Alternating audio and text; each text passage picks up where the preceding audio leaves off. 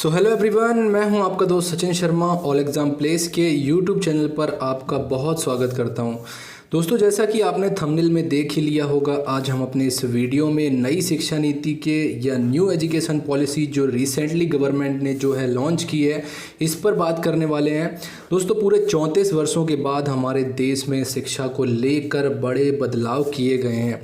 नई शिक्षा नीति के तहत सरकार ने क्या क्या बदलाव किए हैं, उन सभी बातों को हम अपने इस वीडियो में डिस्कस करने वाले हैं।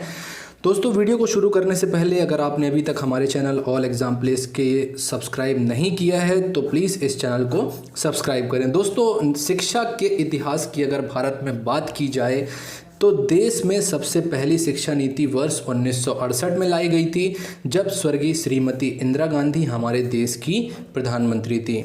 इसके बाद वर्ष 1986 में ये दूसरी शिक्षा नीति लाई गई। इस वक्त राजीव गांधी हमारे देश के प्रधानमंत्री थे और 1992 में ये जो 1986 की शिक्षा नीति है, इसमें थोड़े चेंजेस किए गए थे। इसके बाद तीसरी शिक्षा नीति जो है हमारी, ये 2020 में अब आई है, जब हमारे देश के प्रधानमंत्री श्री नरेंद्र मोदी जी हैं। दोस्तों, ऐसा नहीं है कि नई शिक्षा नीति जो हमारे देश में लाई जा रही है ये सब बहुत जल्द ही हो गया हो। 2014 के जो लोकसभा चुनाव हुए थे, उसमें भारतीय जनता पार्टी के चुनावी मैनिफेस्टो में इस नई शिक्षा नीति को भी शामिल किया गया था। तो कई वर्षों का परिणाम है कि आज हमें 2020 में जाकर के नई शिक्षा नीति देखने को मिल रही है और समय की मांग यही है कि हमारे देश के जो छात्र हैं, इन्हें नई शिक्षा नीति के तहत शिक्षा प्रदान की जानी चाहिए। दोस्तों, देश में शिक्षा नीति को लेकर कोठारी कमीशन का गठन किया गया था। कोठारी कमीशन जो है, इनका ये काम था कि जो 1986 की दूसरी शिक्षा नीति थी, इसमें अपनी रिकमेंडेशन दें। बाद में ये हुआ कि कोठारी कमीशन की बहुत सी रिकमेंडेशन जो है 1986 की दूसरी शिक्षा नीति में मानी गई थी और कुछ छोड़ भी गई थी। कोठारी कमीशन ने अपनी रिकमेंडेशन में ये कहा था कि सरकार को अपनी जीडीपी का 6% शिक्षा पर खर्च करना चाहिए, लेकिन जो तत्कालीन राजीव गांधी सरकार थी, इनके द्वारा कोठारी कमीशन की इस रिकमेंडेशन को अप्रूवल नहीं मिला था। कोठारी कमीशन ने दोस्तों 1964 में ही कह दिया था कि अगर हमें भारत को आगे बढ़ाना है तो हमें हमारी जीडीपी का 6% शिक्षा पर खर्च करना होगा, नहीं तो हमारा देश दुनिया के बाकी देशों से शिक्षा के मामले में पीछे रह जाएगा। दोस्तों, स्वतंत्रता प्राप्ति से लेकर आज तक हमने कभी भी अपने आम बजट में शिक्षा के लिए अपनी जीडीपी का 6% खर्च नहीं किया है। लेकिन अच्छी खबर ये है कि जो हमारी वर्तमान सरकार है, ये न्यू एजुकेशन पॉलिसी 2019 के ड्राफ्ट में शिक्षा पर हमारे देश की 6% जीडीपी को खर्च करने का प्रावधान कर रही है। दोस्तों, अब हम ये जान लेते हैं कि हमारे देश की जो तीसरी शिक्षा नीति है, इसमें क्या क्या नए बदलाव किए गए हैं। दोस्तों, केंद्र की सरकार ने करीब 34 सालों बाद शिक्षा नीति में स्कूल से लेकर के आगे की जो उच्च शिक्षा होती है, इनमें कई अहम बड़े बदलाव किए हैं।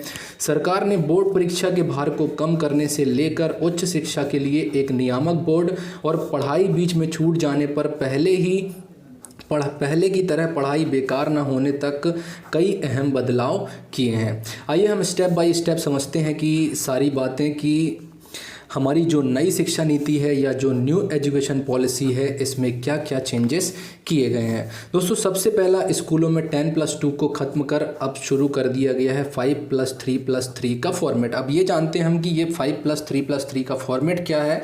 दोस्तों, अब स्कूलों में पहले के जो 5 साल होंगे, ये प्री प्राइमरी स्कूल के होंगे। 3 साल और कक्षा 1 और 2 सहित फाउंडेशन कोर्स इसमें शामिल होंगे। मतलब जो पहले के बच्चे के 5 साल होंगे, इसमें इसे प्री प्राइमरी की शिक्षा दी जाएगी। इसके बाद बाकी के 2 साल में कक्षा 1 और कक्षा 2 की शिक्षा जो है उन्हें प्रदान की जाएगी।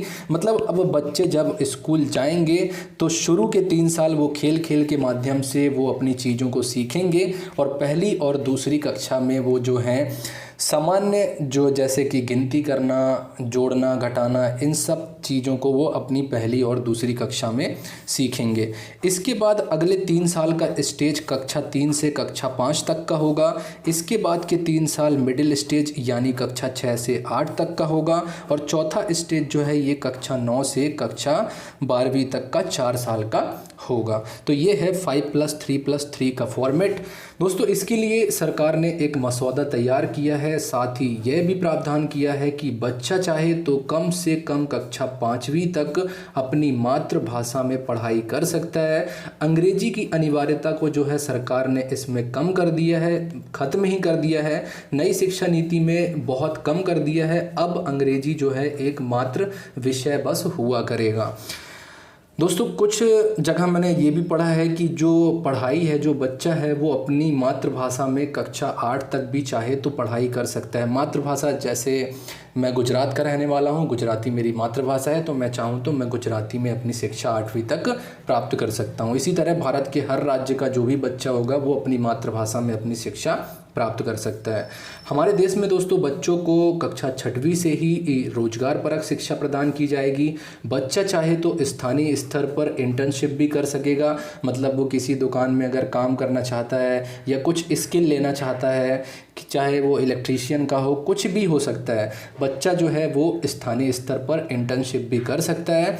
बच्चे की व्यावसायिक शिक्षा और कौशल विकास पर अधिक से अधिक जोर दिया जाएगा। साथ ही स्कूल में ही बच्चों को नौकरी के लिए ज़रूरी प्रोफेशनल शिक्षा भी प्रदान की जाएगी। अब तक दोस्तों 10वीं और 12वीं की परीक्षाएं आते ही छात्रों के मन में एक डर आ जाता था कि बोर्ड परीक्षा आ गई, बोर्ड परीक्षा आ गई। सरकार ने जो है नई शिक्षा नीति में बोर्ड परीक्षा को भी आसान बनाया है। अब तक कुछ लोग एग्ज़ाम के कुछ दिनों पहले क्या करते थे कि जैसे ही एग्ज़ाम आने वाले होते थे पढ़ाई करते थे और पास हो जाते थे, और कई बच्चे ऐसे होते थे कि जो साल भर मेहनत करते थे, बहुत मन लगाकर पढ़ते थे, फिर भी उनसे अच्छे नंबर नहीं आ पाते थे। तो सरकार ने इन परीक्षाओं को 2 भागों में बांट दिया है। अब ये परीक्षाएं 2 बार होंगी 6-6 महीने में, मतलब जैसे सेमेस्टर वाइज परीक्षाएं कॉलेज में होती हैं, हर 6-6 महीने में परीक्षाएं होती हैं, तो स्कूलों में भी अब 6-6 महीने में परीक्षाएं हुआ करेंगी। परीक्षा के स्वरूप में भी सरकार ने परिवर्तन किया है। अब ये ऑब्जेक्टिव टाइप भी हो सकता है और डिस्क्रिप्टिव, मतलब वस्तुनिष्ठ भी हो सकता है, और व्याख्यात्मक श्रेणियाँ, इन 2 श्रेणियों में सरकार ने जो है इसे बांट दिया है। दोस्तों अब बच्चों के रिपोर्ट कार्ड जो हैं इनमें भी बदलाव किया गया है। उनका आकलन अब 3 स्तर पर किया जाएगा, 3 स्टेज पर इनके रिपोर्ट कार्ड में आकलन किया जाएगा। अब बच्चा अपने रिपोर्ट कार्ड को खुद भी आकलन कर सकेगा। दूसरा, उसका सहपाठी मतलब जो उसके क्लासमेट्स हैं वो भी उसके रिपोर्ट कार्ड में अपनी उसके लिए बातें लिख सकते हैं। और तीसरा है उनका शिक्षक। अभी तक केवल ऐसा होता था कि शिक्षक ही बच्चों का आकलन किया करते थे, लेकिन इसमें 2 स्टेज और जोड़ दिए गए हैं। अब आते हैं कक्षा 10वीं। दोस्तों कक्षा 10वीं के बाद जो है हमें आगे की पढ़ाई स्ट्रीम में करनी होती थी, मतलब जैसे मैं कॉमर्स बैकग्राउंड से था तो अगर मैं चाहूँ तो मैथ्स बैकग्राउंड में नहीं जा सकता था। अगर मैं मैथ्स बैकग्राउंड का हूँ तो मैं इतिहास नहीं पढ़ सकता था। मैं बायो स्ट्रीम वाला हूँ तो मैं कॉमर्स के विषय नहीं पढ़ सकता था। लेकिन नई शिक्षा नीति में जो छात्र है वो अपना मनपसंद विषय चुन सकता है और उसकी पढ़ाई कर सकता है। इसमें सिंगिंग, कुकिंग, डांसिंग जैसे बहुत सारे विषय जो हैं इन्हें भी जोड़ दिया गया है, और ये अब एक विषय के रूप में आपकी परीक्षा में शामिल होने वाले हैं, जिन्हें आप अपनी मन मर्जी मुताबिक चुन सकते हैं। अब स्कूल के बच्चे जो हैं इनके लिए इतना सब कुछ किया गया है, तो कॉलेज जाने वाले बच्चों के लिए भी कुछ करना होगा। तो गवर्नमेंट ने जो है कॉलेज जाने वाले छात्रों को निराश नहीं किया है, उनके लिए भी जो है नई शिक्षा नीति में बहुत सारे अहम बदलाव सरकार ने किए हैं। दोस्तों कॉलेज वाले छात्रों के लिए सरकार ने multiple entry and exit system तैयार किया है। अब हम समझते हैं ये multiple entry and exit system क्या है। इसका मतलब ये हुआ कि अब आप 1, 2, 3 या 4 साल का कॉलेज कर सकते हैं। पहले ये होता था कि अगर आपने 1 साल कॉलेज किया, बीच में किसी कारणवश आपने कॉलेज छोड़ दिया, तो आपको अब फिर से अगर कॉलेज शुरू करना है तो आपको फर्स्ट ईयर से ही फिर से शुरू करना होता था।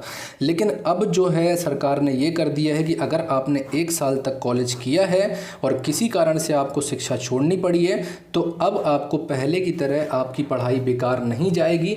1 साल की पढ़ाई का भी आपको 1 साल का सर्टिफिकेट प्रदान किया जाएगा, और आप जब भी चाहें अपनी आगे की पढ़ाई दूसरे वर्ष से प्रारंभ कर सकते हैं, जैसा कि पहले नहीं था। अगर बीच में अपने आपने अपनी पढ़ाई छोड़ दी तो फिर से आपको शुरुआत से प्रारंभ करना होगा। ऐसा पहले होता था जो कि अब नहीं होगा।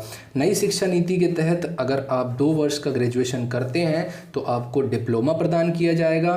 3 साल का ग्रेजुएशन करने पर आपको डिग्री प्रदान की जाएगी और 3 साल के बाद अगर आप चाहें तो 1 साल का रिसर्च कोर्स भी कर सकते हैं और 4 वर्ष के ग्रेजुएशन के बाद आपको डिग्री प्लस रिसर्च की डिग्री जो है ये प्रदान की जाएगी। इसके साथ साथ सरकार जो है ये 5 साल का जॉइंट मास्टर कोर्स भी ला सकती है, जिसमें एमफिल जो है इसकी अनिवार्यता को सरकार ने ख़त्म कर दिया है। अब आपको पीएचडी करने के लिए एमफिल करने की आवश्यकता नहीं होगी, मतलब ग्रेजुएशन के बाद आप एमए करें और डायरेक्ट आप पीएचडी कर सकते हैं। नई शिक्षा नीति में एमफिल कोर्स को जो है कम्प्लीटली गवर्नमेंट ने ख़त्म कर दिया है। इसके साथ साथ दोस्तों सरकार ने एक और ऐतिहासिक फैसला लिया है, जिसमें मानव संसाधन विकास मंत्रालय का नाम बदलकर अब शिक्षा मंत्रालय इसका नाम कर दिया गया है। साथ ही साथ सभी स्कूलों में एक समान फीस रखने के लिए भी स्कूल कॉलेज की फ़ीस पर नियंत्रण तंत्र को भी स्थापित करने के लिए जो है सरकार प्रयास कर रही है। दोस्तों नई शिक्षा नीति के तहत शिक्षक जो हैं इन्हें भी छात्रों को कौशल प्रदान करने के लिए खास ट्रेनिंग्स दी जाएंगी। तो दोस्तों ये थी हमारी नई शिक्षा नीति 2020। अब दोस्तों लेकिन जो हमारी नई शिक्षा नीति है पूरे देश में लागू करने में इसमें बहुत सारी चुनौतियों का सामना भी हमारी सरकार को करना पड़ेगा। आप देखिए दोस्तों हमारे देश के सरकारी स्कूलों की हालत कैसी है। हमारे देश के सरकारी स्कूलों की हालत जो है ये दुनिया से छिपी नहीं है। सरकार के आंकड़े बताते हैं कि हमारे देश में शिक्षकों की भारी मात्रा में कमी है। आपको नहीं लगता है कि हमारे देश की सरकार को हमारे देश के सरकारी स्कूलों के इंफ्रास्ट्रक्चर डेवलपमेंट पर पहले ध्यान देना चाहिए? आपको क्या लगता है वो कौन सी बातें हैं जो नई शिक्षा नीति में हमारे देश की सरकार को और शामिल करना चाहिए? साथ ही हम किस तरह से इन चुनौतियों को सामना कर सकते हैं, इन चुनौतियों से क्या कर सकते हैं जिससे हम इन चुनौतियों से निपट सकें? आप अपनी राय कमेंट बॉक्स में ज़रूर दें। हम आपसे मिलेंगे अपने अगले वीडियो में। तब तक के लिए नमस्कार and thanks for watching this video.